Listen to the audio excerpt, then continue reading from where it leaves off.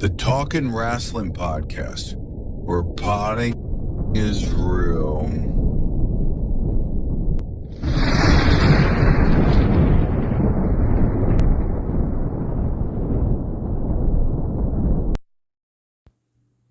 Hello, it's Talkin Wrasslin. I'm Dylan, that's Lyssie. I'm Lyssie. Lyssie's usually the host for even number episodes, but I'm the host, I guess, this week. Hi, hello, hey. Yeah, I woke up from a nap, and now I'm more tired than I was when I took the nap. Those naps are always weird as hell. Yeah, so now I'm like, oh boy. But we gotta get this podcast done, so. Like, yippee. So that means I'm gonna pick Wrestler of the Week for the second week in a row, and then next week I will also pick Wrestler of the Week, and then we'll go back to normal after that. Yo, can I have a sip of that fucking Coke, dog? Here you go. It's not even open Who yet. the fuck is James? I don't know. I don't know. I bought it when I went to go get hot dogs. Anyway, probably gonna be a quick episode, a little quickie. We're finally gonna talk about the good and bad in both companies. We've been teasing. This is not gonna be a quick episode. No, if it's we're not. talking about It's not. that. We're finally gonna talk about it. That's probably gonna take up a majority of it. We're gonna talk about a certain debut that happened in NXT. We're gonna talk about when worlds collide. We're gonna talk about Money in the Bank. We also are going to talk a little bit about GCW Cage of Survival 4. And like I said, I get to pick Wrestler of the Week, which I already have it locked and loaded. And I'm surprised we have not chose this man yet. I don't think I even watched Money in the Bank, so this is going to be interesting. I'm going to give my unbiased opinion. My unbiased and well-educated opinion on Money in the Bank. Without going too in-depth or anything, how was your week? Good, I guess. I don't think anything interesting really happened this week. It's finally getting nicer out. Oh, actually, no, something interesting did happen. It's finally getting nicer out, and our AC's broken. So. Oh, yeah, you're talking about our apartment, yeah. Yeah, our AC's broken in the apartment. So I put in a request for, like, the, maintenance people, but I did it over the weekend, so, you know, it's gonna take them a little bit to get back to us. I think they're renovating one of the downstairs apartments, because when I came home from work today, there was one of the doors was open, and you could like see straight through the apartment. They probably are. And there was nothing in there, so it's like, oh, fun. So, you know, they already got a lot going on. But I bought a fan. It's a good fan. It's a good fan. Good fan, because like our bedroom doesn't like we have I don't know if you can hear it, probably not, but we have the fan going in the living room. We have a ceiling fan, but we don't have any fans in the bedroom, and I'm not about to put a fucking AC unit in. I don't give a fuck that I'm on testosterone. I'm not putting that in, and also the cats will somehow get out. So yeah. I'm not doing all that. So I got a really nice fan from Walmart, $40, something like that. It's one of those like tall, skinny standing ones. It oscillates, so it's not like a big like circle fan. And I wasn't getting a box fan because Dylan was like, "Don't get one that the cats could put their paws in and hurt themselves."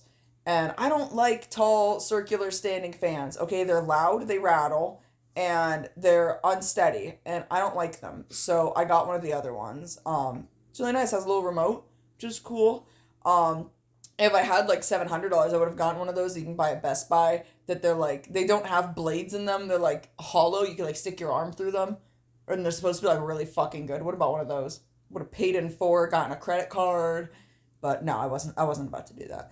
I think that's legitimately the most exciting thing that has happened to me all fucking week, was that I went out and I bought a fan. I'm trying to remember, but nothing else is sticking out in my memory aside from that. So, lots of work, and yeah. Yeah. So, that's pretty cool. Yeah. What about you, Dylan? Yeah. Boring. Yeah. Nothing special. We're nearing the time when Bryce comes in. Yes. Each day we get closer to Bryce being here. Each day I get closer to being 25. I have to get you a birthday present. I gotta start looking. I have some ideas. I just want money. Anyway, moving on. We're gonna cover this really quick before we jump into like the meat and potatoes. Mariah May debuted in NXT. Yeah. Do we know her name yet? No, we'll find out tomorrow. Okay. When NXT airs. I'm worried about that. Yeah, I don't know what her name's gonna be or what, but Yeah, I was really fast. I was very surprised. I'm also worried about, and this isn't like, I guess this is kind of like an actual worry, but this is like kind of a haha, but no serious, but like kind of haha worry. I do hope that they do well by her in NXT and WWE, and actually like push her to the fucking moon so she doesn't live in the shadow of that Toni Storm promo of just like, I banish you to a life of mediocrity, you'll be good but never great. Because goddamn, if she is only good and not great, that is going to haunt her for the rest of her life. And I personally love Mariah May. Yeah. I think Mariah May is fantastic. I think her run in AEW was like probably the best women's storyline we've had. Yeah. Honestly. It was absolutely phenomenal. And people that want to sit there and say, oh, her run in AEW wasn't actually that good. She wasn't that good in AEW. It's like, dude, she literally was a part of like an incredible fucking women's storyline. Like from the second she showed up to being like the Toni Storm like fangirl and everything like in between, like it was really good. And honestly, her last match going out as the Hollywood ending with the end was really fucking good. Yeah, it was good. I love seeing the Fed fans being like turning so fucking quick of being like, ooh, Timu, Tiffany Stratton, oh my god, Mariah May. Like, I love seeing that. That's always hilarious. But then you have on the flip side the AEW fans that loved her shitting. Oh yeah. You know what's actually crazy is a certain somebody that we knew.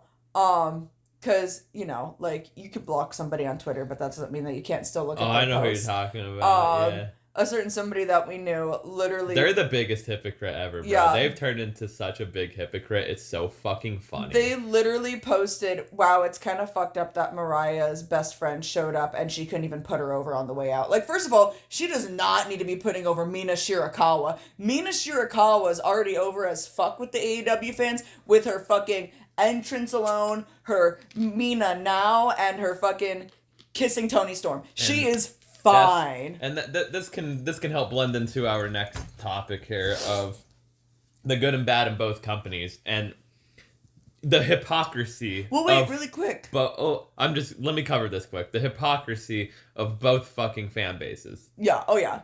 But really quick, you didn't say anything about. I was backtracking here. Okay. All right. I was gonna come back to this. What? Heath Slater? This is WLC. This is Hornswoggle versus El Torito. And Drew McIntyre, Jinder Mahal, and Heath Slater are out there. Okay. This is WWE Vault posted on YouTube. Like, what's the exact title of this? Quick bangers, must-see matches under 10 minutes from the WWE Vault. Heath and it's Slater's like an hour long. Serving. And I just backed out of it. He's serving cunt. Anyway. But Mariah May had a really good run in AEW. That old school wrestling fan inside of me, she had a regular territory run. She ran through one territory, now she's going to the other territory. That's how wrestling was back in the day. Yeah, and honestly, and it was really fucking good.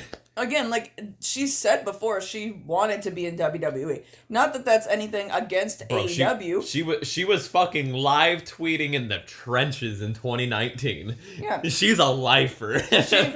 she wanted to be in WWE, and that's fine. You know what I mean? And the thing is, and I'm not trying to say this in this biased fan sense, but I do think that it holds a lot of truth, is that I don't think WWE would have picked her up straight out of Stardom. I don't. Because WWE doesn't pay attention to anything. She had to go... Well, they probably would have picked her up, but she wouldn't have been this big of attraction coming into NXT off the bat. No. She would... Because even then, like, when she came into AEW, there were some people that knew, and then there wasn't...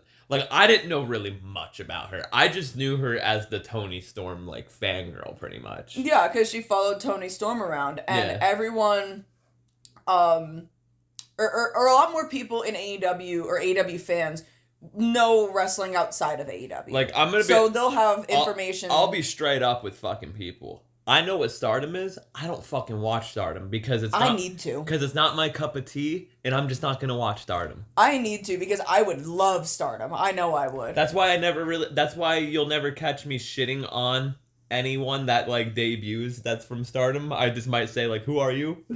But like, I'll watch. But like, I didn't know who Mina Shirakawa was. I did not know who Mina was either, but I fucking love Mina. I think she's great, Like, and she's all elite now. I know some people from Stardom, but like, bro, I can't tell you who the fucking champion is. Mm-hmm. I think it's Mercedes. I don't know. Probably.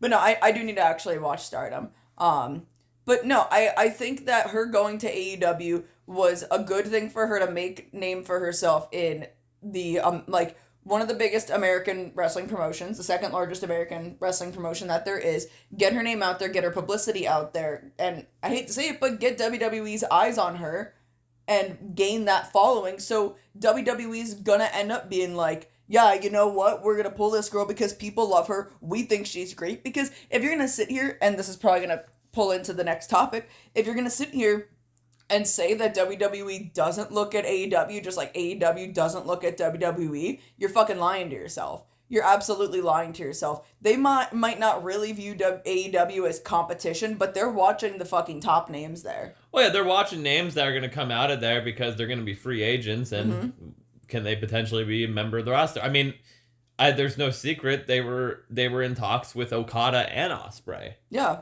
But obviously, Tony has billions and billions and billions and billions, so on and so forth, money. That's what they chose. Yeah, and the difference is I think Ospreay is really doing it for the traveling schedule. He's doing it for the love of the game, the love of the company. And I think Okada's doing it for the money because Okada's been doing it for not that Ospreay hasn't, but Okada's been the guy in New Japan for so long. You know what I mean? Yeah. That's where, like, when Okada kind of has, like, a shit fucking match in AEW, I'm not even gonna fucking bat an eye. Honestly, I will let the man wrestle half-assed when he's been putting his whole fucking pussy into it his entire fucking run in New Japan. Bro, he's about to wrestle his one and only great match in AEW. Yeah, no, He'll put it on for pay-per-views, but, like, for weekly shows, he doesn't have to. And genuinely, like, I'm okay with that because, like, it's kind of like, in my opinion, what people say when we go to WWE and talk about, like, oh, well, Shinsuke and AJ Styles are just doing it for the paycheck. They're not as good as they were here. They're not as good as they were there. They're not going to be as good as they were there. They're riding out the rest of their career there, making the money, and still having fun doing it. I think that's exactly what Okada's doing, and genuinely, anyone who gives Okada shit for it but doesn't give anybody else shit for it in WWE is, say it with me, it's the word of the episode, hypocrite. Hypocrite. Because some of your faves do it in the Fed. Everyone. A lot of your faves do it in the fucking Fed. Everyone and does it's it. fine. It's fine. You know, I'm not gonna say shit about it. You want to watch good Okada, like killer fucking Okada matches? Subscribe to New Japan. Like, I have a New Japan account. Nah, go watch his TNA stuff. Oh my god, no! Never watch Okada's TNA stuff. Go watch his TNA stuff. That's a death sentence for you and for Okada's career. Man, I love his TNA. Man, I wish he would have. Well, he did actually go back to TNA, didn't he? Yeah. Didn't he have that one last match in TNA? Well, yeah, he gave TNA the kiss of death. Yeah. He fucking kissed the TNA logo, cursed and them. fucking Scott D'Amore fucking gets fired, and here we are. He really said, "Oh yeah, I'm burying the hatchet." Here we are. Fucking bitch. Trick Williams is the fucking champion. He killed them. God damn it. Anyway, okay. Let's get into this. The good and bad in both companies. So I guess. Do you have talking points on this, or are we just No, I guess we'll just go back and forth until like we kind of just run out. I mean, we'll try to cut. I know you probably have some certain ones you want to cover, like talk about, and I'm sure there's certain ones I want to say too. But like, I'm just gonna start by saying like the hypocrisy in both. Mm-hmm. It's a good starting point since that's what we're kind of talking about. Because like, ex-wrestler leaves AEW, goes to WWE. Okay. We're not going to use like our particular wrestler. We're just going to call him ex-wrestler. Ex-wrestler starts in AEW. People love him. The AEW fan base loves him. Mm-hmm. WWE fans might hate him. Probably hate him. He leaves AEW and goes to WWE. AEW fans fucking quickly turn. Yeah. Quickly turn. And then WWE fans also quickly turn. Notice I'm mentioning both here because it does happen in both. And see, I can understand, because some people, like, have kind of explained, like, not, like, resentment towards, I guess a little bit of resentment towards us, but not, like, I fucking hate this person's guts type of thing, where I have seen some people express that it's more so that they're upset that people are going to WWE with the climate of WWE, the way that the direction WWE is going under TKO management, and how But it's not a lot of them. It's not a lot of them. But it's not their lives. It's not their lives. And that's kind of where they also come back to, where it's like, I'm happy for person X for doing what's best for them. I'm just disappointed that this is the promotion they chose. Like, and it's like, I can see your viewpoint on that, because yeah, WWE is very right-wing, pushing the wrong people, TKO, ad heavy, whatever. And I get that not being a cup of tea and being disappointed of like, man, that really sucks that they're choosing to go to this the fucking WWE that was ran by a sex offender whose sex offender family is now running the company and defending him and whatever. And I get that. That's a logical thing to feel. But when you take it to like, I can't stand this fucking person, this person's a piece of shit now, they were never actually good, blah, blah, blah, blah, blah, whatever, then it's like, okay, you're kind of being a little fucking stupid, because I could easily go down 2 months prior into your fucking tweeting history and see the complete opposite opinion. And same thing with Fed fans being like, oh, this person is just a ripoff of X, Y, and Z. Oh my god, this person botched this move. Oh my god, they're coming to the WWE. They're so good. Like, I will be the first one to admit, I wish Punk was still in AEW, because his AEW run was better. We get the Ring of Honor stuff. Yeah. Like, we don't ignore the history of pre-CM Punk. You know what I mean, he was CM Punk, but you know what I mean. Pre-WWE CM Punk. Like, am I happy he's in WWE? Yeah, of course I am. Because, like, we're going to get Punk and Cena. Mm-hmm. We're going to get Punk and Cody and stuff like that. But, like, his AEW run, like, we're watching MJF and Punk in the dog collar match. And I was like, Punk's never going to have another dog collar match because they don't fucking do him in WWE. No. And, like, he's never going to leave now. Mm-hmm. That's, like, he's going to be part of WWE. But, like, I enjoyed his AEW run because it felt more authentic to me. Yeah, and that's the thing, like, and that's one thing that I'll kind of... But I'm not cursing him out, being like, how fucking dare you, Phil? Yeah, that's kind of the one thing I'll throw the shade at Phil about, where he was, for so long, talking shit on WWE. Even before he came to AEW. Yeah. He was shitting on them hard, and I kind of wish he would have just shit on Vince. Because I think that's what he was trying to do. Yes. But I don't know, maybe that would have just been like an issue with him being out of there shitting on Vince. Yeah. Maybe he could have gotten sued. I don't really know. So that's why it was just kind of like... It is still kind of where it's like, man, you really, really, really like you did turn your back on all these fans and all the and this promotion, and now you're just gonna be like, hey guys, accept me back. Which WWE fans are stupid. They will. They literally don't give a single solitary fuck. Which maybe that's a blessing in disguise for them. But, like, because I would have resentment if Punk showed back up in AEW. I absolutely would. I'd be like, all right, dude, like, you really left, made a whole fucking stink about it. You gotta wonder what it would be like. Yeah, you made a whole stink, you made whole issues, not shutting your fucking trap. Well, I mean, how did you feel Collision debut? I was indifferent about it, because I was like, okay, cool, another wrestling show. I enjoy that. And I was really happy with the direction it was going. But it was the Punk return. That's what I'm referring to. Yeah, and that's what I'm getting at. So, like, I was happy... After Brawl Out. But I thought that it was a little silly that we made a whole other show for one guy, pretty much. And I was like, I understand the thought process that Tony... Like, the mental gymnastics Tony had where he was like... Yeah, if we just get a whole new show for you and you can work with whoever you guys want to work with. It wasn't going to work, though. Then, like, well, yeah, but I can understand where his brain was going, but then it was like, okay, but then everybody meets at pay-per-views? Like, dude, that's not going to work. You're avoiding the problem. It lasted 2 months. And I think the problem needed to be addressed. And I've said numerous times, I don't think that the Elite really saying, hey, 6 months best behavior and we'll talk because we want to see some significant actual change from you was necessarily a bad thing. Because it was a pretty astronomical thing that had happened, if I'm going to be honest with you. Like, you literally attacked 3 out of 3 of the EVPs. Deadass. Allegedly, we don't know who started the fight. Yeah, allegedly, you got into a fight. There was a whole fucking to-do. You got into a whole to-do with 3 out of the 3 EVPs, and you shit-talked their friend and called him an empty-headed dumb fuck on a live fucking media scrum and caused a huge fucking problem for the company. Yeah, that's kind of bad. And I can very much be like, all right, look, we're not willing to work with you, but we want to see you actually, like, chill the fuck out for 5 seconds.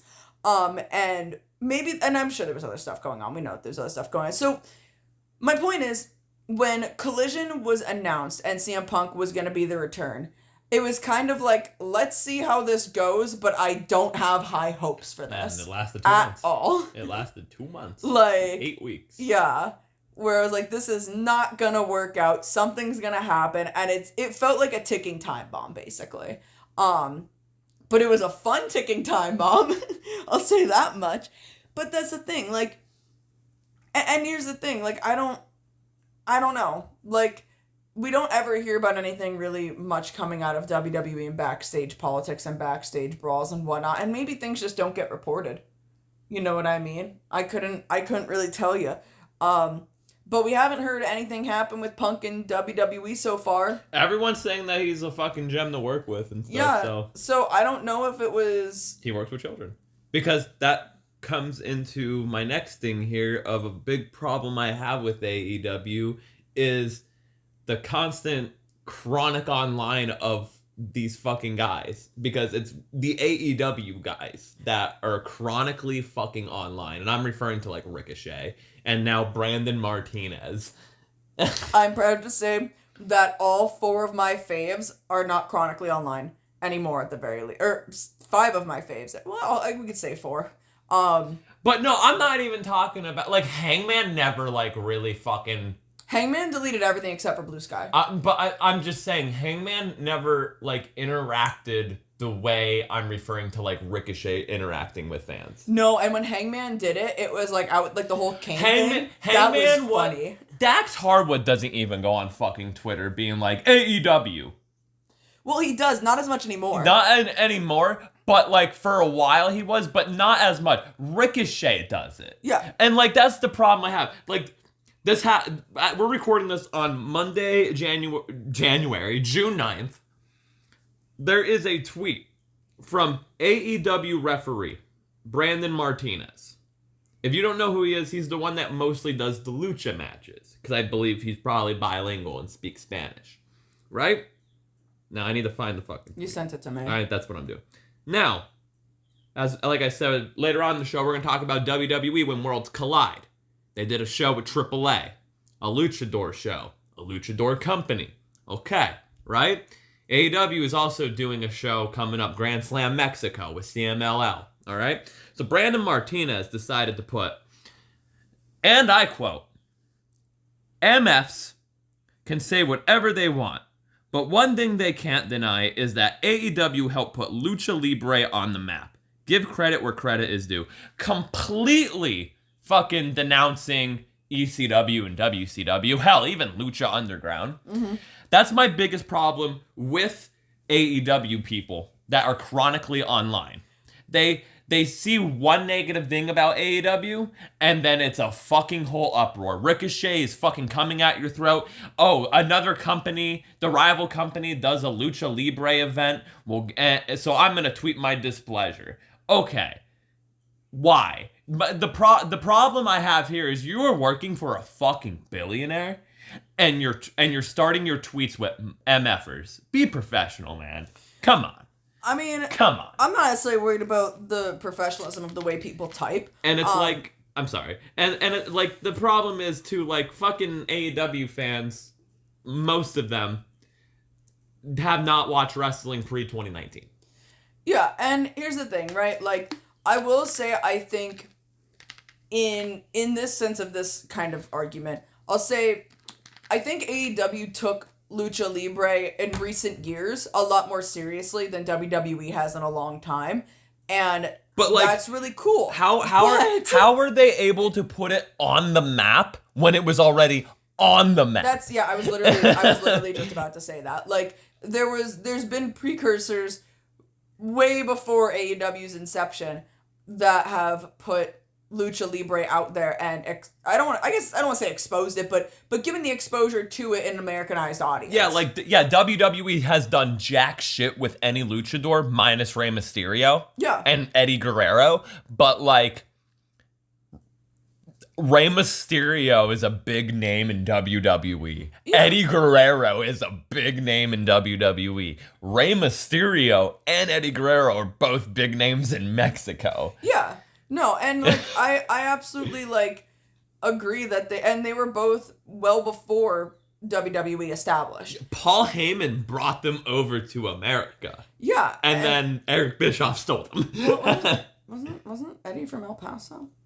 Well, yes, but he was wrestling in Mexico, but yeah. Paul Heyman fucking introduced to an American audience. Yeah, but so like I think that whole concept. El Paso's right on the border, lyssie. I know, but still.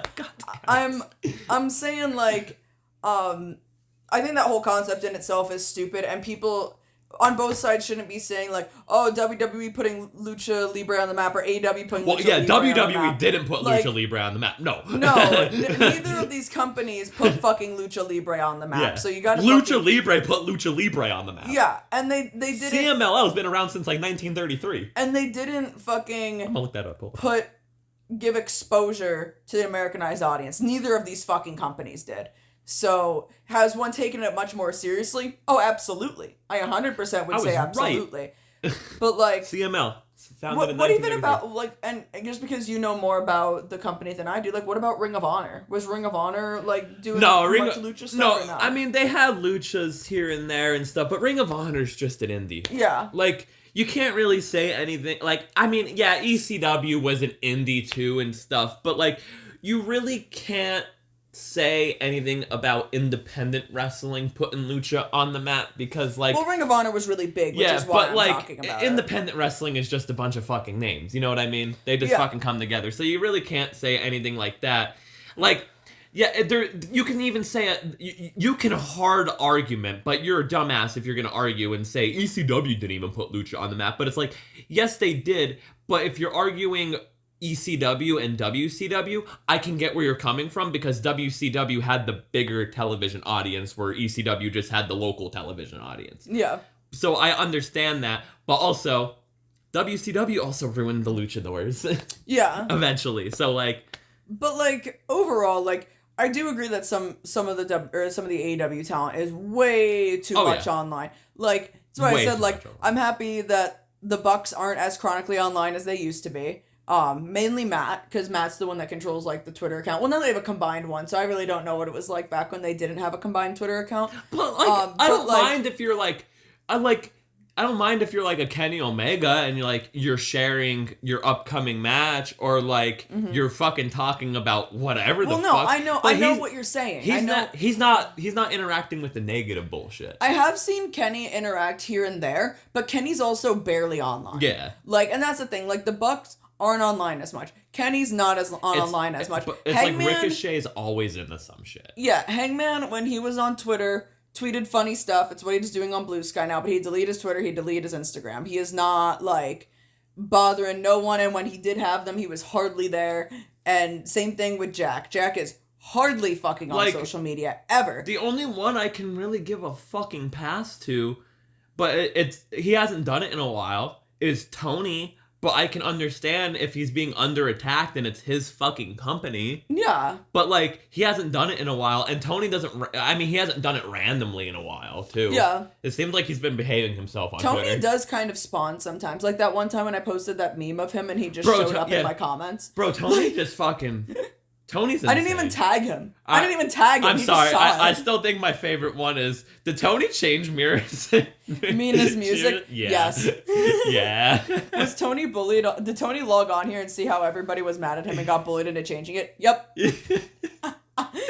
He's so funny. But no, yeah, no, I will say, like, I don't see it as often because mainly my Twitter's filled with just like fans and solid fans who just are talking about whatever and not being fucking ass wipes to each other and just kind of like, I'm very much on the just enjoy what you enjoy in wrestling side, which is very peaceful for me. Yeah. But like, one that was like definitely like, I'm wondering if he's still doing it, but like one that was really bad was Max Caster. Oh, Max Caster was fucking awful. Bad. And I'm like, dude, just shut up. MJF interacts with people, but he's clearly doing it in character. Oh, yeah. He is clearly doing it in character, so there's that.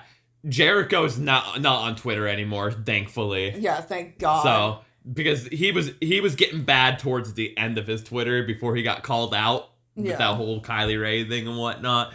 But, okay, we did like a combined one. We did one on AEW, and now let's do a bad on WWE, and then we can think of good ones. I'm just trying to like keep a nice pattern here. One of the bad things in WWE, you will agree with me on this. Holy fucking advertising. I've literally been saying this for years. I guess you could just say TKO in general. I have literally been saying this for years about how WWE has basically become like an overproduced piece of slop. Like I will still say I don't mind the advertisements in the ring. That's just me. We're watching Jericho versus Lance Storm ECW One Night Stand. The ECW logo is in the middle of the ring. I like it. AEW has the logo in the middle of the ring. I like it. I don't mind all the shit in the middle of the ring in WWE, whatever the fuck it is. Morgan and Morgan, fucking Slim Jim, whatever the fuck. Even Prime. Right? I don't mind it. I like shit on the canvas. Fuck, I want the fucking Shadow one. Yeah, the Shadow the Hedgehog ring. But like, it's getting out of hand to the point, which we'll talk about like later on in this episode, but a fireball ladder. Thank God I don't drink anymore. Slim Jim tables. Yeah. Come on. Yeah, no, it's literally... Dave, I have a feeling Dave Meltzer is fucking right about one thing because he said it the one day. I fear that there's going to be advertisements on gear. There will be. I almost guarantee you. But, like, I have been saying this for so fucking long now that one of the things that pisses me off the most about WWE is the production of it. Because it's so, like, overproduced, overwhelming with, like, ads and constant celebrity showcases. It's too polished. It's so polished where it feels like a fucking, and like, this is gonna sound so silly, but I think you'll understand what I mean. It sounds like it feels like I'm watching a goddamn sporting event. Like, it feels like watching. That's kind of the vibe they're going and I for, hate that because that is never, ever, to my knowledge, correct me if I'm wrong, that has never been the vibe from fucking wrestling. Well, I mean, look at, this is from 05. Right now on TV. Yes, that's what I'm saying. Look at like it's 05, so it's gonna be grainy, but like, that's the thing is, like, when I'm watching wrestling, I want to watch wrestling. If I'm watching football, I'm expecting to see fucking ads everywhere. I'm expecting to see LED boards with like weird. Whatever on it. But like, when I'm watching wrestling, I don't want a fucking weather fucking update. No, I do want the weather update. But when I'm watching wrestling, like, I'm expecting a different vibe because it's supposed to be the sport that doesn't feel like a sport. Yeah. And WWE feels too much like I'm watching every other fucking sporting event where, like... Well, yeah, the way now of, like, they're constantly... Like, at first it was cool of, like, them doing the walkouts or, like, the people walking into the buildings. Yeah. Every show starts with it now. Yeah, and it's fucking... It's sensationalized and boring. Like, you know what I mean? Like... I don't know, like, I feel like I'm just watching ads with, like, one or two wrestling matches. Because, God forbid, they have actual wrestling on the fucking show. Well, yeah, that's a big problem of, like, if you go to a WWE event live, the match that you think is shitty on TV is probably good live. Because you get to witness all of it. Yeah. Where you're watching it on fucking TV... You get 30 seconds break, so that's 3 minutes gone. Mm-hmm. Come back, They're in another fucking spot of this match, and they're gonna go to another break, and then you're gonna come back, and then they're gonna go home. The production of it's fucking terrible. You barely see anything. And also, when we were at WWE, when we were at SmackDown, we had to watch the commercials.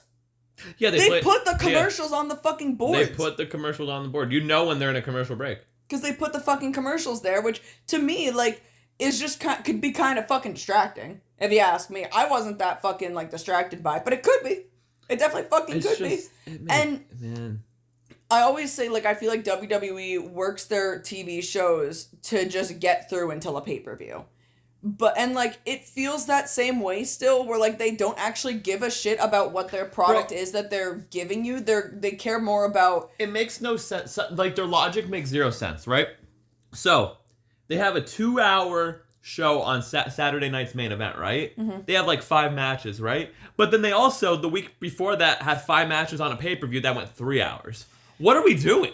Yeah, no, it feels like they care more about pumping out their fucking advertisements and pumping out, like, and the thing is, too, they'll even have segments disguised as fucking commercials. Like, the one that I... Well, that was the whole ladder thing that they did at Money in the Bank. I know you didn't watch Money in the Bank, but, like, it was literally like an ad break. It was American made. And, like, Chad Gable was, like, being like, hey, we need to put this ladder under the ring for our friend El Grande Americano, and it's the Fireball ladder. Yeah. So. And, like, I also feel like, I also remember the one where it was, like, I think it wasn't American made. It was Alpha Academy. And it was, like, Otis, like, in the back, and it was shot like a segment, but it was about fucking manscaping. Yeah. And I'm like... What the fuck is this? You're literally... And to me, it drives me nuts because you're taking away time from fucking talent. And the talent you're putting in there for advertising are people that, like... I hate to say it this way, because I like Otis as a character. You're not going to be putting the fucking World Championship on Otis. And the only reason you're not going to put the World Championship on Otis is because you have Otis stuck in this gimmick that he's not going to be able to recover or come out from. His wrestling career is going to be fun. People are going to love him. And then he's going to fade into obscurity, get fucking released, and end up on the indies. Otis is the next R-Truth. Yeah, that's literally what's going to fucking happen. Like, probably not even up to, like, the height of fucking R-Truth either.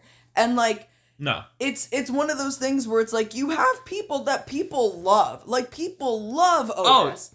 And you're Bro, you don't even have to talk about Otis. Karrion Kross. Yeah. He's over as fuck. Well, this has always been a problem with WWE. You can't get over yourself. Look at Zack Ryder. Yeah.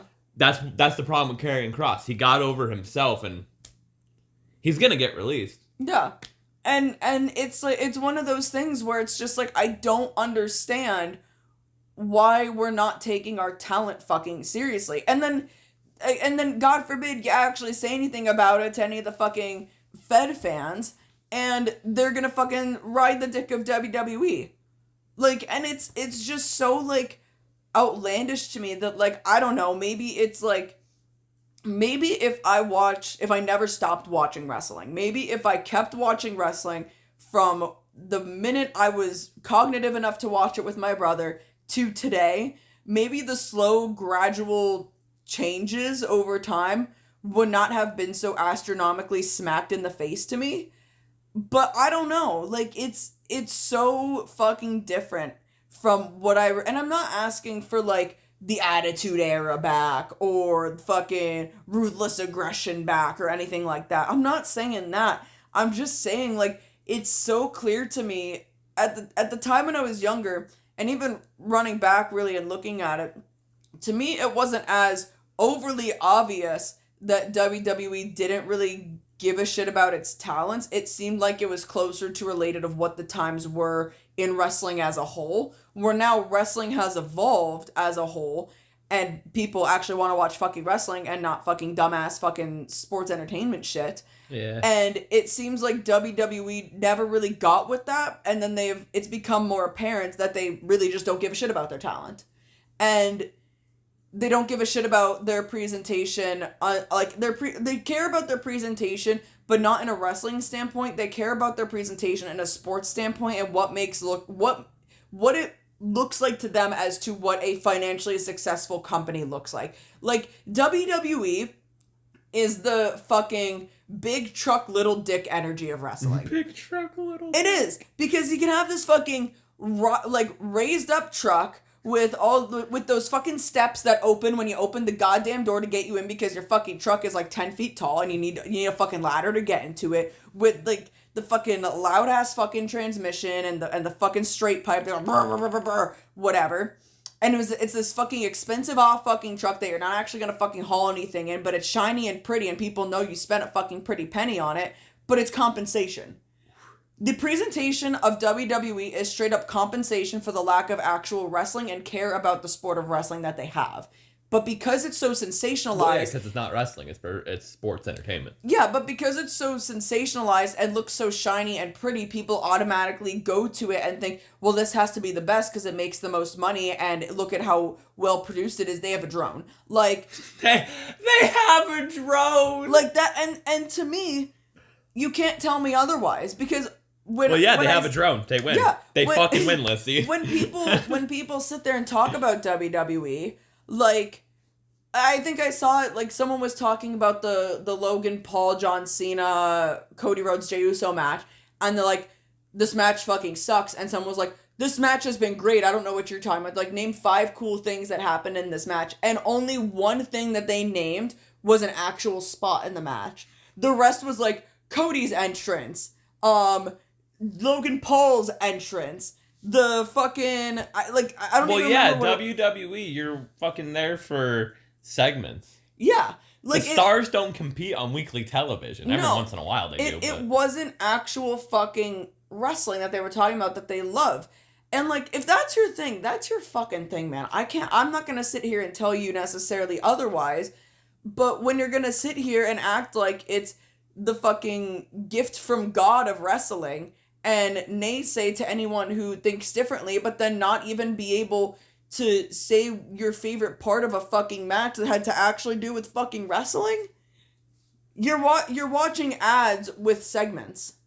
That's what you're watching. I mean, that's all it is. And it's fucking atrocious. Like, it's so far removed that I feel like if WWE actually went back to being rooted more in wrestling, fans would have a fucking aneurysm.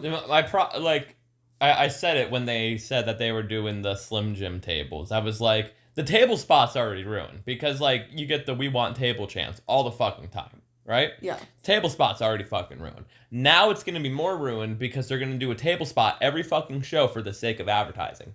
I think someone talked about how when El Grande Americano pulled out the fireball ladder, that Pat McAfee said fireball so many times. 5 times in the course of a minute. Yep. And I'm like, holy shit, dude. Like, thank God. Because my drink of choice was Fireball or Jack Fire. Fireball more so because I was broke and I couldn't afford Jack Fire. Thank God I don't fucking drink anymore, because if I ever went to go pick up a bottle of Fireball, I think I'd rather kill myself than walk out of there with it, knowing that it's plastered all over fucking WWE. Alright, anyway. Do you have any good to say about AEW? I have a lot of good to say about AEW. Can you think of one thing that we can discuss, really, discuss? Because I've done 4 of them already, so it's your turn. I will say that even though AEW has had its hiccups, obviously, throughout the years of ups and downs, wrestling overall has ups and downs, AEW, for, I would say, about the most part, 95%, has really stayed and stuck true to its roots of what it is.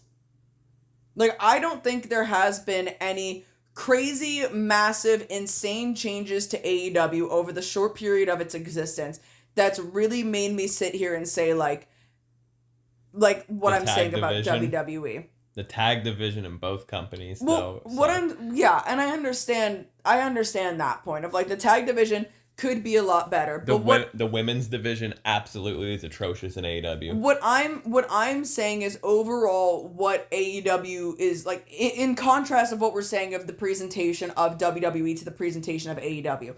Have they done some different shit? Yeah, the LED boards were stupid. They're gone. Oh, fucking dumb. 2023 AEW, bad. Yeah, I do miss the tunnels. They brought them back for a bit. Now they're gone again. What the fuck, Tony? But overall, the actual product of AEW, of really truly staying about the wrestling and the storylines of the wrestling, I feel like has consistently stayed the same. Whether the storylines might have dipped or a division might be brought up higher and a division brought back down lower, overall, when I'm watching AEW, it is still about the wrestling. I mean, yeah, that's kind of the whole vibe. But that's the thing, that's what I'm saying is like, it really could have easily shifted into the market of sports entertainment more, with that being like, oh, follow WWE. If everyone wants to say that AEW keeps stealing their ideas from WWE, then why the fuck hasn't AEW become WWE 2.0? Because that's not what the fucking company is about. Because that's not what they've be set out to be about. TNA, baby. And the thing is, you can even argue the point, and AEW had to drop to lower fucking venues because people weren't as invested in it as they once were. Every company has had to do that once or before, to be fair. Yeah. WWE has done it before, too. But what I'm saying is, if AEW really cared that much about being so crazy profitable to have fucking ads everywhere and whatever, they would have followed suit with what the masses enjoy. I think AEW's biggest problem was this isn't like me shitting on them or anything. I think AEW's biggest problem that hurt them in the long run. They got really big, really fast. Yeah. Because, I mean, to be fair, look who they had at the start, and look who they brought in those first couple of years. I'm talking about everyone from Kenny, Jericho, the Bucks, Punk, all of that. And they got big really fast, and I think that's what hurt them. And also, I mean, you have to take into account when AEW was created was when WWE was at its worst in current day. People wanted an alternative. Yeah, and they really brought it out at the best time, but also at the same time, you're talking about four people starting a company that really had no idea how to start a company. I mean, like, the Young Bucks were talking about it in, I don't remember if it was like a AEW episode or just a random interview, or if it was even on BTE or something that they were saying it, but they were like, it's kind of crazy now because, like, people will come up to us and be like, oh, hey, I need a chair for my match. And we're like, okay. And then we're like, oh shit, wait, we're in charge of that now. You need a chair for your match, so we have to, provide these things for you. And it sounds silly. But when you go from being wrestlers to being in control and helping build a company, there's small stuff like that you don't realize. Kind of in the same sense, this is going to sound silly, but kind of in the same sense of when you move out for the first time and then you don't realize you have to buy toilet paper and paper towels and deodorant. Like, you have to buy these things. They don't just show up. You have to purchase these things, and you don't think about it. You don't think about the small little intricacies that you go through life about when you've gone so long one way, and then you're like, oh shit, I have to actually do these things now. Again, it sounds silly, but it hits you, and you're like, oh fuck, yeah, I need to wipe my ass, I guess. And that's kind of the same thing. Tony never ran a fucking company. I mean, like, Tony doesn't even run the fucking Jaguars. Like, he had no fucking idea what he was doing. Kenny had no idea what he was doing. The Bucks had no idea what he was doing. They picked a great time to start the promotion, but they definitely needed more backing as to the direction to go. And you can look at early AEW clips and look back at it and be like, wow, this, especially pandemic area, there's a lot that's questionable. You're like, what the fuck? But they really were testing everything to see what worked and what didn't work. You know what I mean? And they had a lot of eyes on them, a really big audience to start, and there was a lot of fucking fumbles. And they kind of picked it up and figured it out and kind of figured out what AEW is and kind of went the way that they wanted to go with the company. And WWE within that time learned they were losing viewerships and got better, because WWE is much better now than it was. And those fans that left WWE to go to AEW, they were WWE fans. They're back in WWE now because their show's fucking watchable. You know what I mean? Like, AEW really made WWE fucking put on their big boy pants and get their fucking shit together. And now all that fan base is gone, and those people realize that they really didn't like wrestling and the style of wrestling that AEW does. They like the sports entertainment, and that's what they were looking for. And this just happened to be the more watchable wrestling show at the time for them. And they just wanted to watch wrestling. They wanted to watch their sports entertainment, wrestling, whatever. But it might not have been their favorite thing, but better to watch than WWE. But even after all of that and people constantly being like, oh, they're not profitable, they don't make this much money, this, that, and the other thing, they're still successful, and they're still putting out the product that they want to put out, and they haven't changed that. They haven't changed the fact that they are a wrestling-centered fucking promotion. And, you know, they easily could have if they really cared enough. And, like, if they really cared enough about money, which Tony doesn't need money, he doesn't give a shit about money, which I think is another good thing about AEW, is Tony doesn't care about money. Tony will gladly throw whatever fucking money he has into this business simply because he loves it. And he might love it in a different way than other people love it, and that's fine. But it is honestly nice to have I hate to say it's nice to have a billionaire running a company that genuinely loves the sport and doesn't give a shit about profiting off the sport, because he could Billionaires aren't your friends. They're not your friends, no. But he could easily pay out of pocket to all of his fucking all of his fucking workers, and it doesn't make a fucking dent in his fucking bank account. He's doing it because he loves it. And that to me is really fucking cool, because it's nice that, again, the other juggernaut in the fucking business is doing it to be profitable and to make fucking money. We're not here to care about the money. We're here to care about the wrestling. And that's nice. And that's what I really also enjoy about, as I feel like, and maybe I'll be wrong, maybe I'll eat my words in the next 5 years, I don't have to worry about AEW effectively selling out and just doing the shit that WWE is doing, because that's not what it's built off of. Can you what's one good thing about WWE that you enjoy? Seth Rollins. Yeah. Just Seth Rollins overall. They have him. Yeah. You have to give me a second on this one.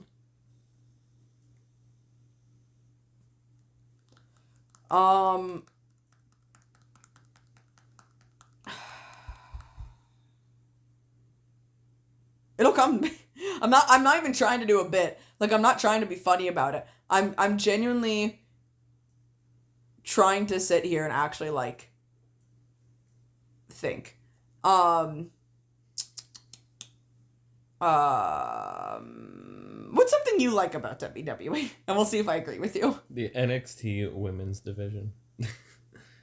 Okay, you know what? That is something. I don't watch NXT, so I'm not going to say 100% agree on that viewpoint. And, like, I know it's, like, this is going to sound weird, because it's going to probably end bad. But, like, I appreciate at least WWE finally coming with the times, working with other promotions. It's probably going to end bad. It's not going to be good. But, like, at least they're working with other promotions now. I will say I like that WWE's developmental has its own show.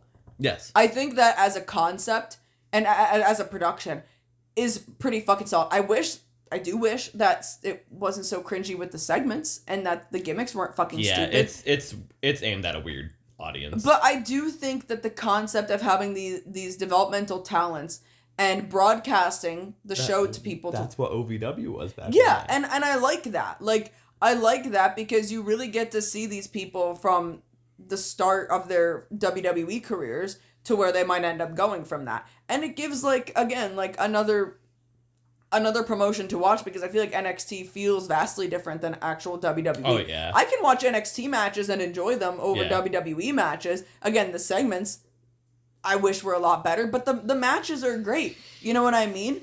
So I do like that, and I do wish that AEW had more of a developmental program instead of just Ring of Honor and bringing over people from the indies or from other promotions and just hoping for the best. Yeah. You know what I mean? Yeah. Like, but the thing is, like, because AEW does need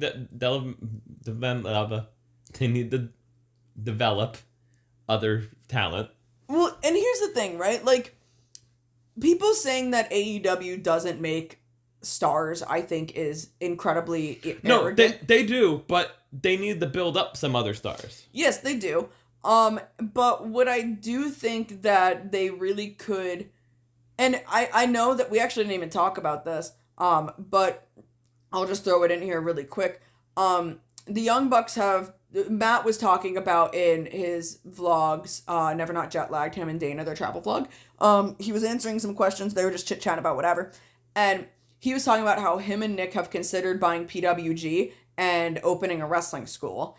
And keeping that as like a local California indie, which it was a local California indie, it was PWG, and like kind of reviving it. And what I think would be pretty interesting is if they took PWG, opened a wrestling school, and had PWG basically be the developmental show for, I don't know, Super Kick Party Enterprise, and they use that as a developmental program, and then that was basically their program to send new talent from the indies or from the wrestling school over to AEW or to Ring of Honor up to AEW. I think something like that would really be beneficial. And you can say literally whatever the fuck you want about the Young Bucks. They're one of the most popular tag teams of current day for a fucking reason. They're good in the ring, they're smart, they're safe in the ring, they know what the fuck they're doing. They've become a phenomenon name for a fucking reason. You know what I mean? It's not like we're talking about fucking Joey Janela opening a wrestling school over here. You know what I mean? Like, they're good people to learn from who have learned from great fucking people. So it's a good idea. I think it's a fucking good idea. And I think AEW could benefit from something like that, especially from that style of wrestling, because again, their style is very indie oriented. You know what I mean? And their viewpoint on it might not be like, well, we don't really need to have a developmental program because we're already bringing in established people from independence or from overseas who already know how to wrestle, and we don't have a specific wrestling style. And yeah, that's a fair fucking argument. But I do feel like there are some people that might just need a little bit more direction, and we have so many fucking people in AEW that could help. We have fucking Christopher Daniels, fucking Bryan Danielson, we have so many fucking people. Jerry Lynn. Dean Malenko. Is Robert still there? Jake the Snake? Well, or is he ill right now? I mean, it's Jake Roberts. Yeah, but even so, like, he can't bump anymore. No, but he could help with promo abilities. You know what I mean?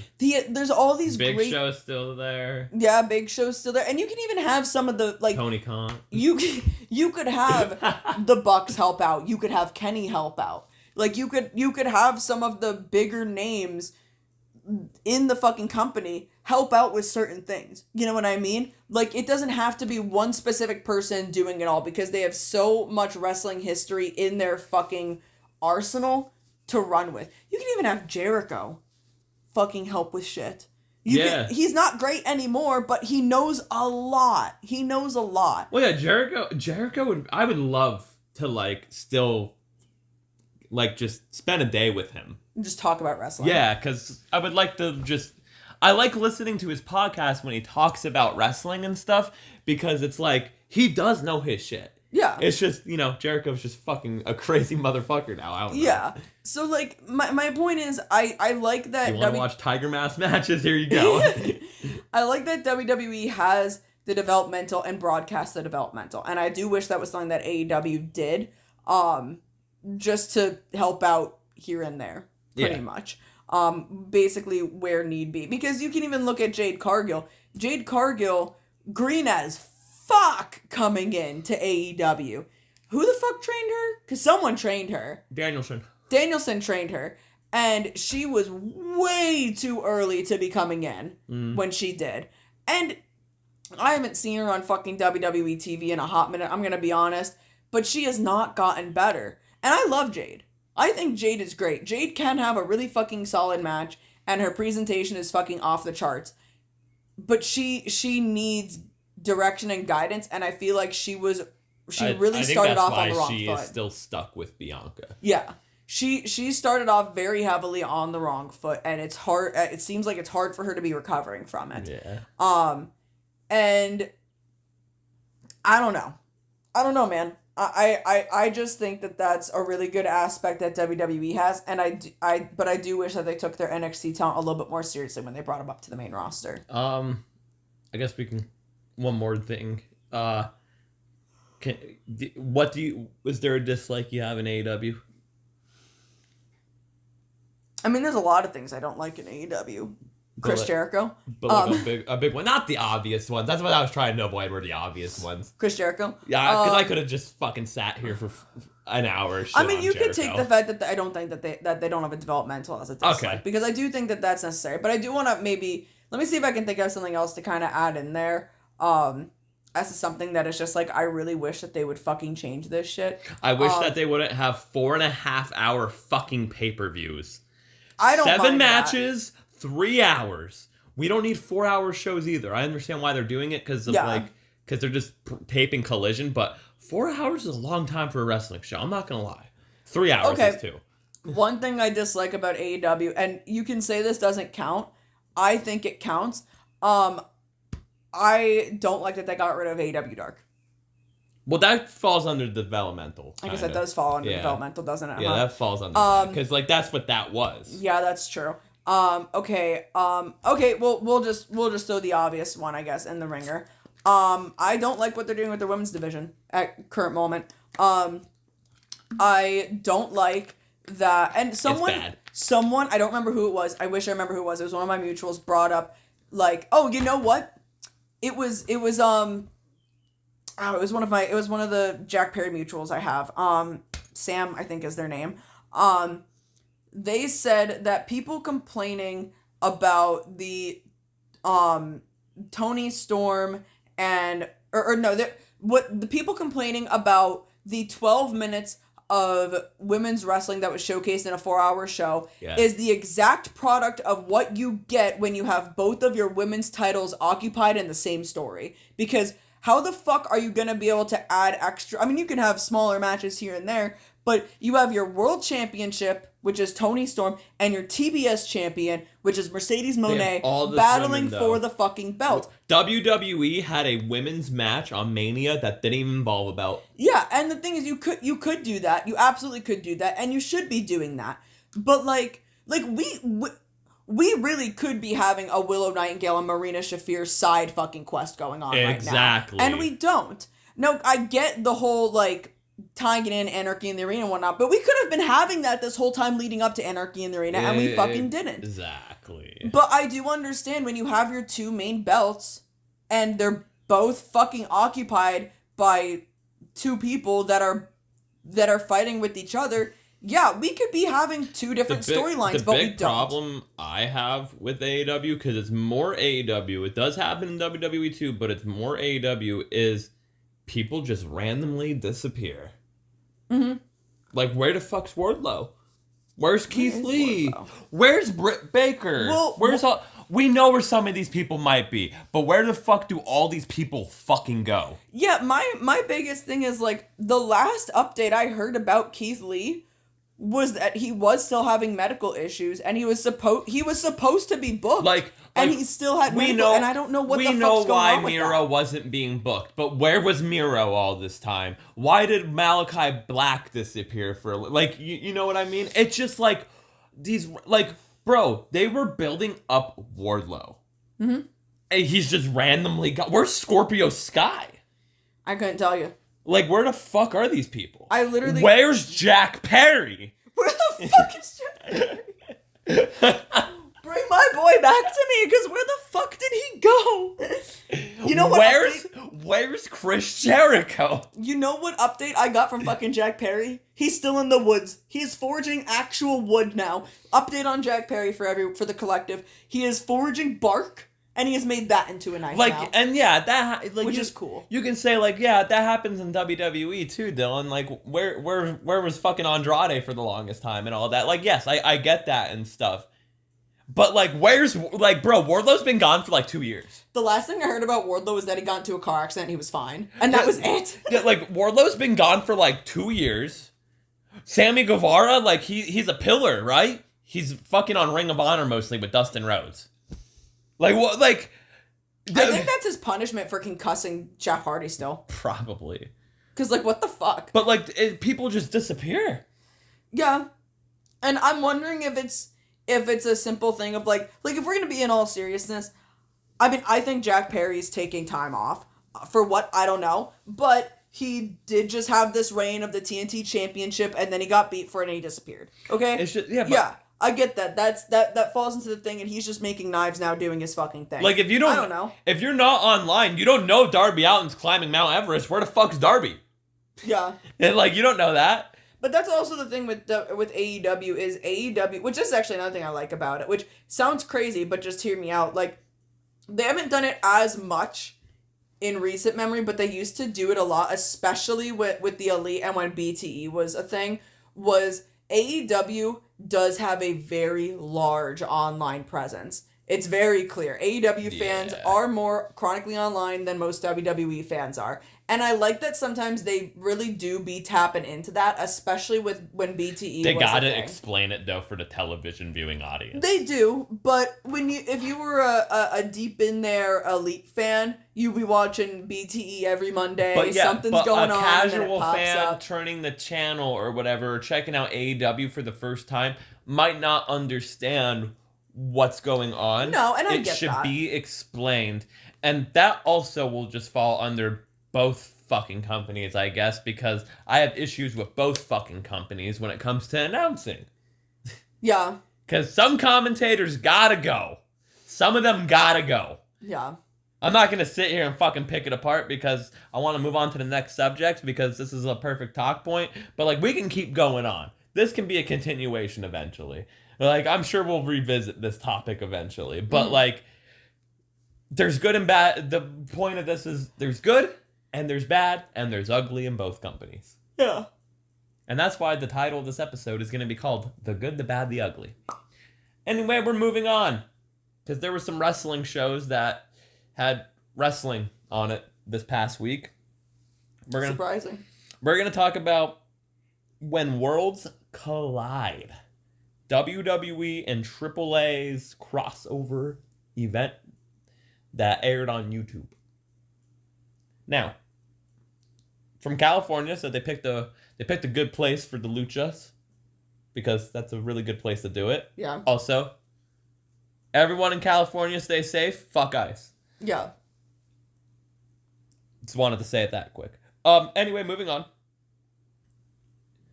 So, we had Corey Graves and Conan on commentary. Mm-hmm. Corey Graves did a damn good fucking job. Because, I mean, no offense to Conan. Conan was just there. Giving, like, history. Which, understandable. Who better to do it, honestly. Corey Graves did a good job calling shit. Oh, she shook her head and stretched. Aw. But yeah, Corey Graves did a good job. I wish Mike Today was on commentary because that would have been fucking dope. Do we talk about the national anthems, or are we just gonna move on from that? We'll just move on from that. Okay, we're gonna move on from.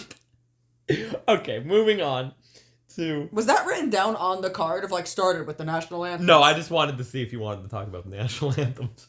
No, I just think Triple H looked uncomfortable the whole time they were singing the Mexican national anthem, so. Yeah. Anyway, moving on. We had a trios match. We had Octagon Jr., Aerostar, and the fucking star of the night, Mr. Iguana, defeated the LWO, Dragon Lee, Cruz del Toro, and Lince Dorado. Rey Mysterio came out, like, to start off the show. He couldn't compete on the show because he's still injured. But he came out, did not give a fuck about stepping on that WWE logo, but he made sure not to step on the AAA logo. Yes. And then he spoke. I didn't understand anything he fucking said, but hell yeah, Rey.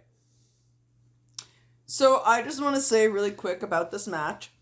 But yeah, moving on to this match now. I have said it so many times, and I'll say it again.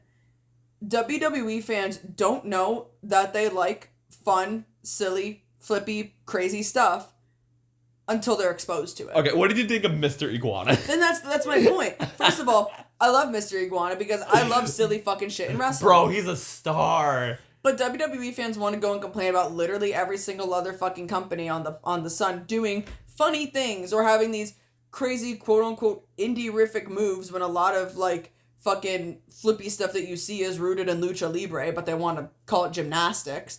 But then when they see it, they go fucking apeshit over it. And that's the thing, is, like, you don't know that you're gonna love this until you see it, because this match was fucking incredible. You can tell, like, so I didn't know much about Mr. Iguana. Uh-huh. But you can tell that he's been doing this for a decent amount of time. Because he knew where the camera was. He knew what to do. He looked good. And that's why he was getting fucking over, bro. I knew his name was Mr. Iguana, and I knew that he came out with an iguana. That's all I fucking knew. I didn't know the iguana was a puppet. I didn't know that, I think it was Lince Dorado was going to give it a Spanish fly. But yeah, I was more impressed with Octagon Jr. as well, because I'm a fan of Octagon, the OG Octagon. So Octagon Jr. was cool. After this match, they did like a whole segment with Dom coming out. Like Dom was there, Dom Mysterio. I wish he was on the show, but he attacked them, setting up a match for Money in the Bank between him and Octagon Jr. So that's fucking cool. Yeah. So that's fucking cool. But like the whole like thing of it was like, oh, you're sitting there respecting Rey Mysterio, he's a deadbeat and stuff. So like that was cool. Also, Dom like made me cry a little bit with his like Instagram post of going to Eddie's grave. Oh, I cried a lot. Yeah. But basically my takeaway from this match is I can't wait for WWE fans to find out about Yoshihiko. Because they were going nuts over the iguana puppet. They were, bro. They were going they're nuts. trying to like get merchandise like on the website for Mr. Iguana and like to sell iguanas and shit. Like, bro, he's over. He got his own like standalone post on WWE Twitter. Bro, at Money in the Bank, they were like showing the AAA stars. I guarantee you, he was originally supposed to be like in the group thing with it of like Conan and all them. They put him in a standalone because they knew that he was gonna get a massive pop, and it damn sure did. He is over. And I mean, well deserved because he was fucking great. Mr. Iguana is over. What the fuck, dude? What the fuck? Bro, he came out and I knew he was going to be over the minute he came out. I was like, there's no way. People are going to love this. And they ate it up. So, yeah. Moving on to a tag team match between Stephanie Vacure and Lola Vice. They defeated Chick, Tormenta, and Dallas. I didn't really watch this match because I really just don't like Lola Vice. I didn't watch this either. Yeah. So, moving on to another trios match between Santos Escobar, Angel, and Berto. They defeated the team of El Hijo de Dr. Wagner Jr., Pagano, and Psycho Clown. Lissy, what do you think of Psycho Clown? It's the only clown I've ever seen that I think is pretty fucking cool. And then what did you think of Perigo? Love that guy. He looked like Chaos the Clown. Love that guy. He didn't look like Love that guy. Psycho Clown didn't look like Chaos the Clown. Perigo did. This was a good match. This was a really good match. They had fun. It's just wild that Psycho Clown was on a WWE event. Yeah. And Perigo's like a hardcore fucking wrestler. So like, it's just insane. Like, it's just insane that this was happening to begin with. Yeah. And it was cool because Santos Escobar has history with all these guys too and everything. He was unmasked and whatnot. So it was just really cool that this match took place. Made sense for all of these guys to be involved. Moving on, we had a fatal 4-way match for the NXT North American Championship. We had Ethan Page, my favorite luchador, defeating Javon Evans, Laredo Kid, and Rey Fenix. I don't think I was paying attention to this match. It was a fun fatal 4-way. I mean, you kind of knew Ethan Page was going to retain, but it was a fun. Yeah. It was a fun fatal 4-way. And then the main event for the AAA Mega Championship.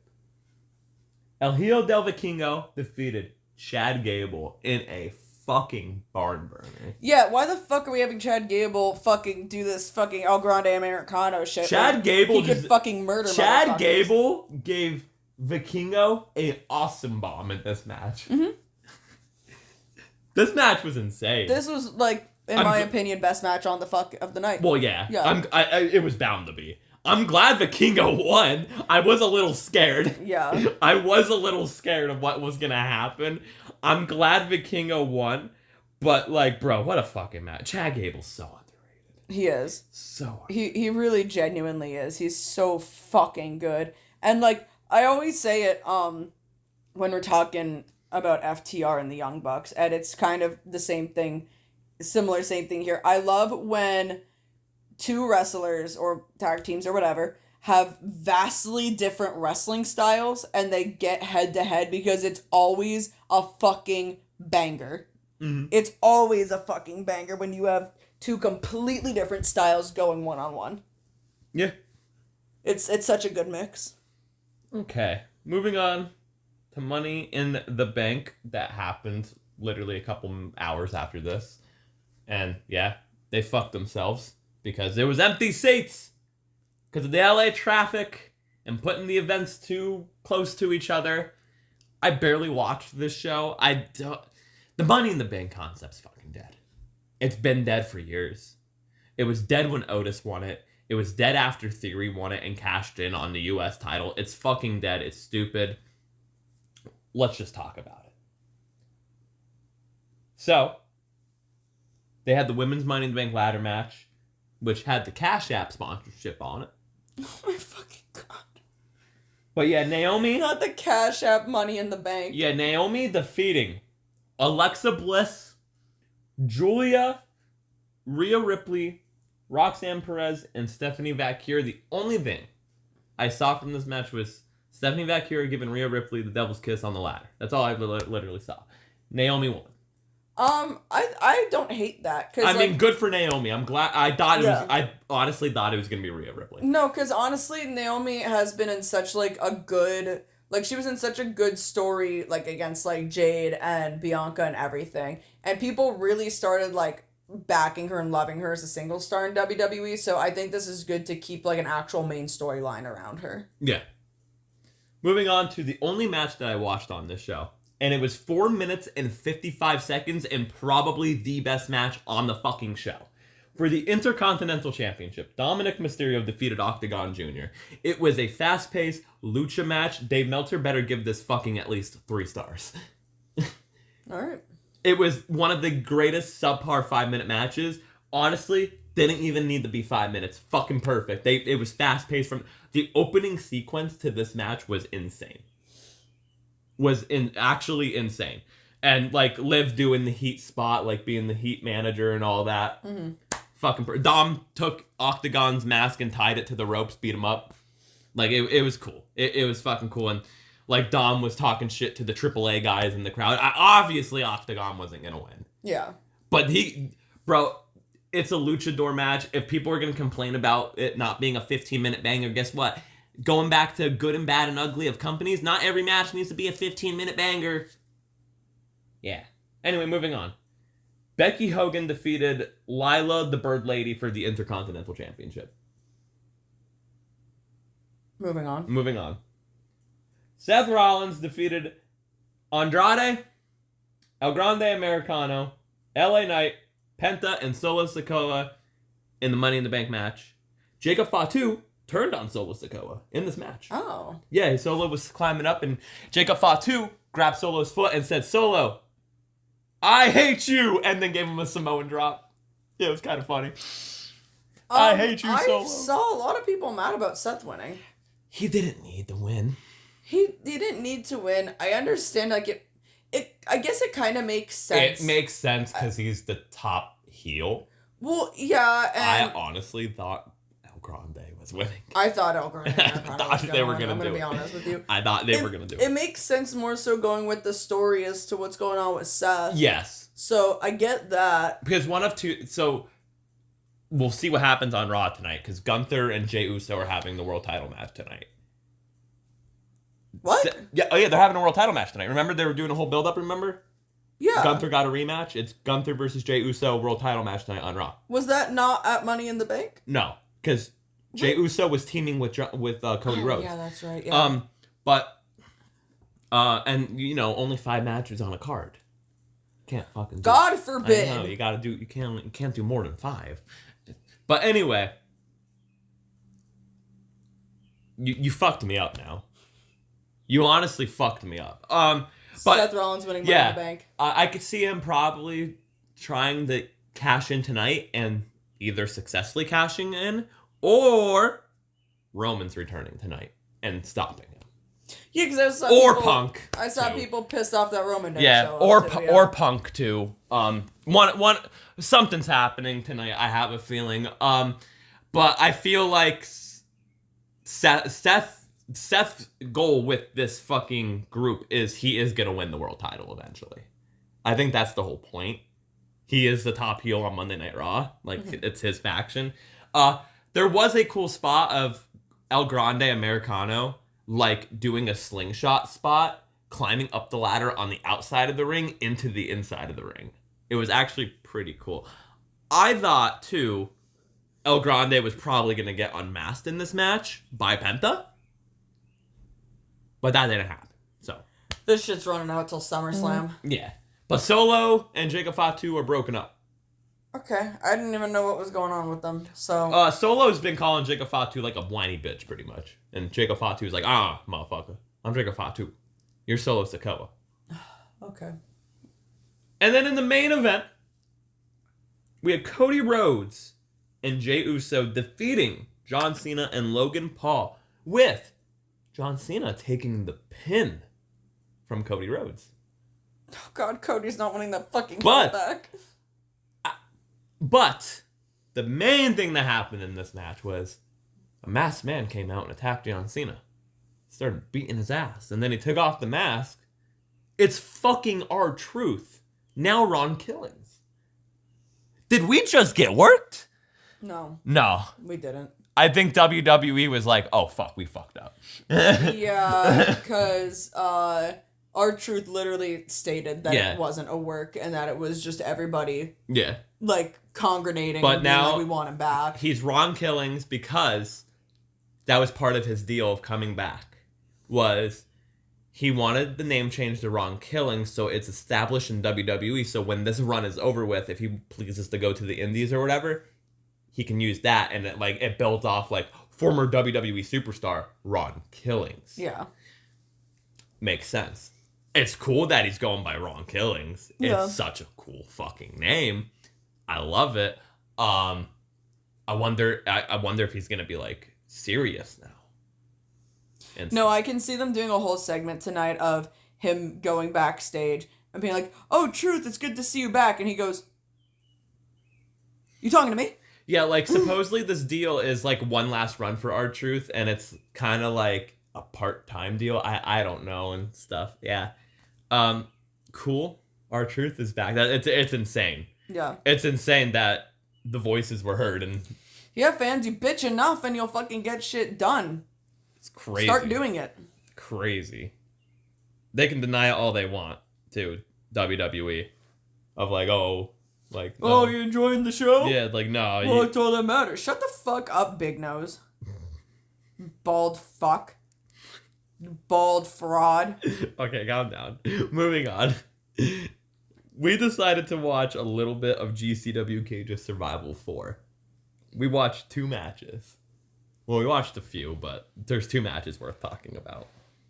The first one was a death match between a guy named Slade and Bear Bronson. My guy, Barry Bronson. Formerly from Bear County or the Iron Savages. Mm-hmm. Not the piece of shit one.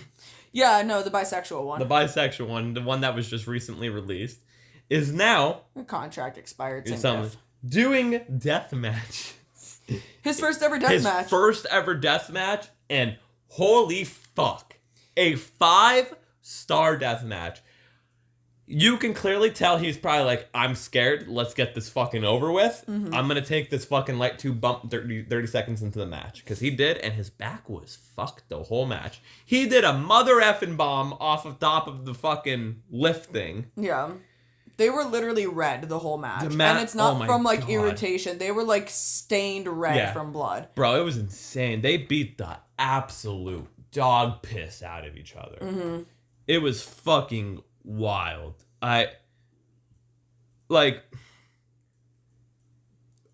If there's no way of anyone watching this match, go watch Jacob Yeager versus Dabbing J Rollins from DCW Out for Blood 1.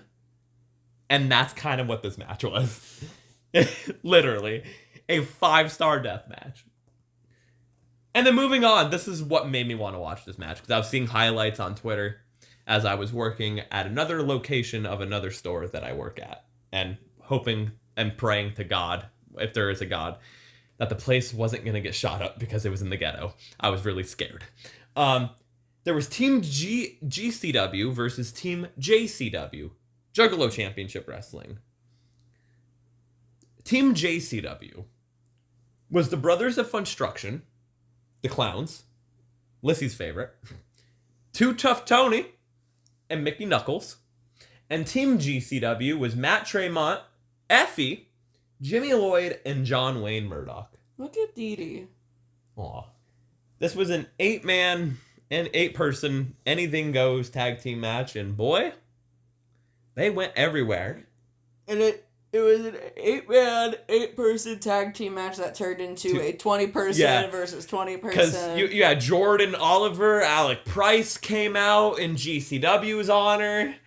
You had a bunch of other... You had the Backseat Boys come out. You had everyone fucking come out, bro. They fucking fought over the arena, wherever the Showboat Arena or whatever. They fucking went on the boardwalk in Atlantic City, the streets of Atlantic City. The cops fucking pulled. They didn't give a fuck. There was no fall in this match. They were literally wrestling in traffic. They were wrestling in traffic. Yeah, cars flying by. Everything. It was fucking insane. There was whoop whooping. Juggalo Jesus should have been there. This match was fucking wild. Matt Tremont and Too Tough Tony were going the same. What do you think of Too Tough Tony, Lyssie? This was your first time seeing Too Tough Tony wrestle. Yeah. What did you think of his flaming fist, the Meteora, right, or whatever it's called? Well, we all make choices in life, and sometimes they're not the best. But I also can't say anything because one of my favorite guys got set on fire. I really can't say anything. You did watch a little bit of JCW, because I did show you a little bit of JCW. What do you think of JCW? Like, tell people what you think of Juggalos. Or like Juggalos in concept, but not in practice. Okay. But the JCW ring is really fucking cool. It is cool. Really fucking cool setup. I mean, from the matches I saw, they weren't bad matches. You know what I mean? It was fun. But yeah, this match here literally was no finish. The finish was Team GCW locking Team JCW out of the arena. Yeah, and I was like, that's the fucking finish? And then I guess they're continuing it at the Gathering of Juggalos of like 2 days of war. So that's going to be fucking cool. Yeah, that'll be really cool. So, me and Lyssie are going to go to the Gathering of Juggalos. No, we're not. But I do hope that there's a spot where... Juggalo Jesus appears? Absolutely. No, they wrestle up onto stage while ICP's performing, and then fucking... Wicked J does a Canadian Destroyer. Wicked J's dead. You mean Violent J? Violent J. I'm Wicked sorry. J's dead. Violent J does a fucking Canadian Destroyer off of the fucking stage into the crowd of people. Okay. Yeah. What would you do if you came home one day and I'm like, hey, Juggalo Jesus got booked at the Gathering? Well, have fun in Ohio. Nothing good ever happens there. Ohio's pretty alright. Abolish Ohio? Yeah. Yeah, but that's that. Yes, now it's time for Wrestler of the Week. Alright, Dylan. Who's your Wrestler of the Week? How the fuck did we not choose Eddie Guerrero yet? Have we not? We have not. There's no way. I've looked at the Instagram like 3 fucking times. Really? I swear we have not picked Eddie Guerrero. Like, I looked on this Instagram so many times that I do not see Eddie Guerrero one bit.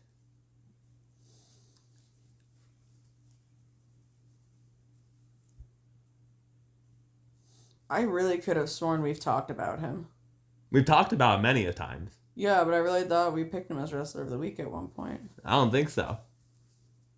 So I'm picking fucking Eddie Guerrero. I'm picking Latino Heat. Okay, yeah, that's fine. Yeah, I'm picking Eddie Guerrero because we were just talking about AAA. It was the 31st anniversary of When Worlds Collide. I wish he was here still. We all know it. But ask me stuff about Eddie Guerrero. Let's go. And this would be a good, because you love Eddie Guerrero too. So let's fucking go. What was your first introduction to Eddie Guerrero? My first introduction to Eddie Guerrero was him versus Rey Mysterio in the custody of Dominic ladder match. Was it really? Yes, it was. I'm not even joking. And was like, why the fuck are these guys fighting over a kid? Because I did not understand it. This dumbass fucking kid. Yeah, He's trying to play his PlayStation. That is my PSP and PC. first introduction to Eddie Guerrero. Okay. What's your first introduction to Eddie Guerrero? God. I feel like it might have genuinely been around that same time. I don't remember the specifics because I was very young. But I mean, I remember always seeing him coming out in the lowrider and everything, and him with Ray. So it had to have probably been around that fucking time frame. Is Raw really on already? Is it 8:00? It's gonna be 8:00 in a minute. Oh, Jesus fucking Christ. But yeah. So I would say it had to have probably been around that fucking time. Okay. Give or take. Give or take had to have been around that time. What is your favorite era of Eddie Guerrero? Like, I know you really haven't watched like much of his AAA New Japan stuff when he was Black Tiger, but there's like the ECW, WCW mullet Guerrero. There's the early mullet Guerrero of WWF, but then there's Lie, Cheat, and Steal Eddie. There's I'm Your Poppy Eddie. I mean, first of all, I love the mullet. But honestly, I feel like I really like I mean, I don't know if this necessarily would say an era, but I really fucking loved him with China. Yeah, okay. Yeah. Well, that's like early mullet Eddie. Yeah, I loved him with fucking China. Okay. That was so fucking good. My favorite era of Eddie is ECW, WCW Eddie. Yeah.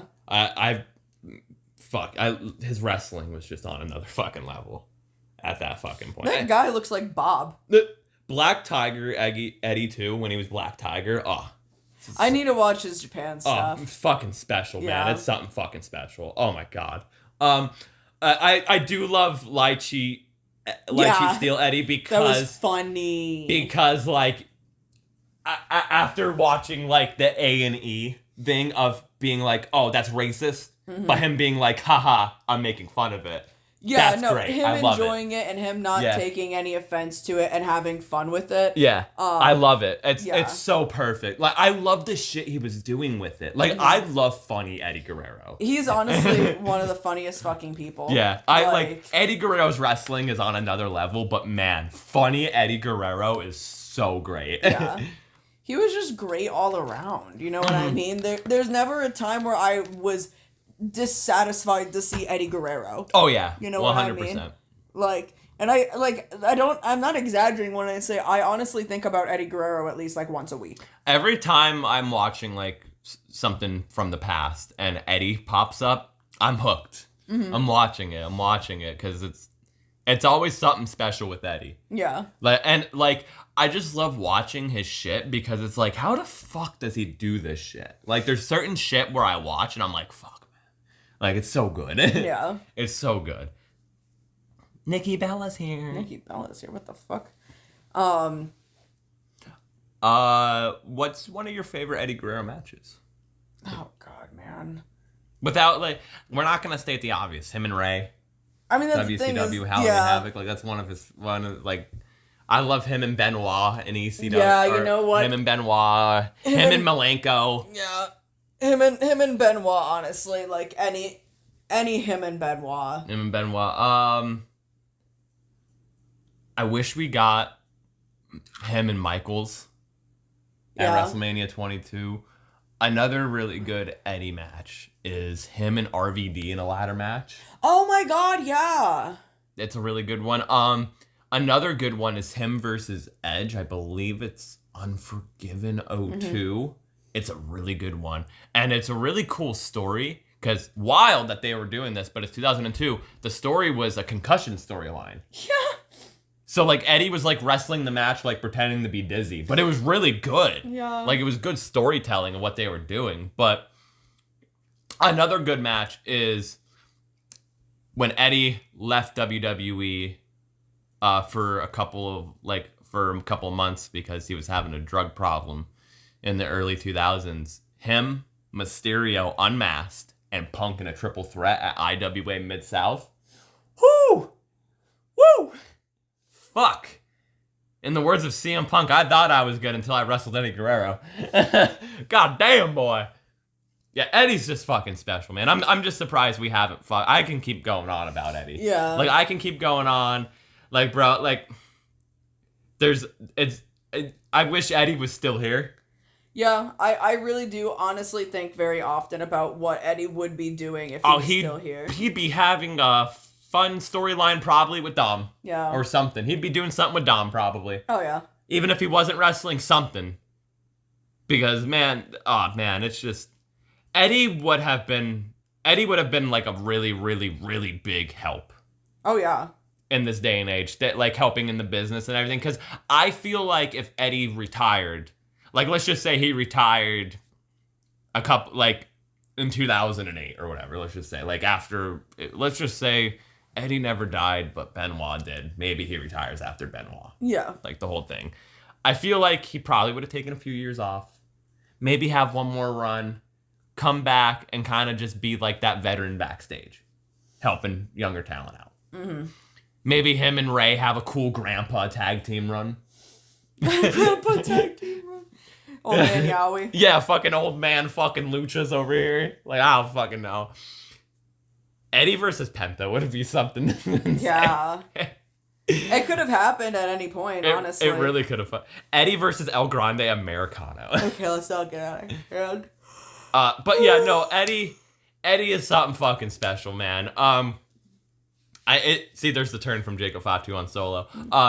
But best thing, if you are not familiar with Eddie Guerrero and you've been living under a rock, just fucking go watch Eddie Guerrero, bro. Yeah. Really, honestly, like not at this point. Another special moment to really watch is him versus Brock Lesnar from No Way Out 2004 for the WWE title, where Eddie wins it. Yeah. It's something fucking special. So, gotta go watch it. Also, if you wanna smile like one more time on like a sad moment, him versus Mr. Kennedy, Eddie's last match. He went out doing the lie, cheating, and stealing though with the chair spot. Yeah. So at least that he did Iconic, that. At least that was like his last match, and that's how it ended. Was really fucking funny. So yeah, long live Eddie Guerrero, viva la raza. Yes. Lyssie, I have like cat hair in my eye. take us out of here. Well, thank you guys so much. Oh my god, I have so much cat hair on my face. What the fuck? Jesus Christ. Hang on, I don't even know how to get this off of me, but it's bothering me so bad. Thank you guys so much for listening and watching. If you want to follow me on any of my social medias, feel free to find me. Well, feel free to find the page first at on Instagram at Talkin Wrasslin Pod. That is TALKIN_WRASSLIN_POD. And also, like, share, subscribe, hit that notification bell because we don't have a regular set schedule when uploading sometimes. Yes, and if you want to follow me on any of my social medias, you can find me at Lungtar on Twitter, and Instagram at LUNG_TAR, Lungtar on Blue Sky, LUNG_TAR, and Lungbucks on TikTok, LUNG_BUCKS. Dylan, where can people find you? You'll find me on the Instagram at DillWeaves, DYL_WEAVES_line, and on Twitter, same thing, no underscore lines, all one word. And Bryce, I promise you, we're getting that DCW fucking thing done for you. Yeah, I actually had a question about that I meant to ask you, but I forgot. But thank you guys so much for listening and watching, and we will see you in the next one. Goodbye. Bye.